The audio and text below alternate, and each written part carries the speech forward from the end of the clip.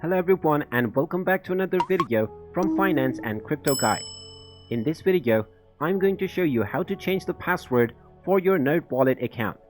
So let's get started right away. First of all, open up your web browser and then in the address bar type in nerdwallet.com and press enter.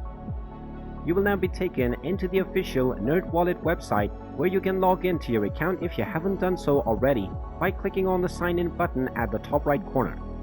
Then just use your login credentials and you will be taken into the dashboard. Now from your dashboard, in order to change your password, just hover over to the My NerdWallet option and then underneath account, you will be able to find the password option. Go ahead and click on it and now you will be taken into your password settings page. Now in order to change your password, all you need to do is type in your current password first, followed by your desired new password, and then just click on the change password button.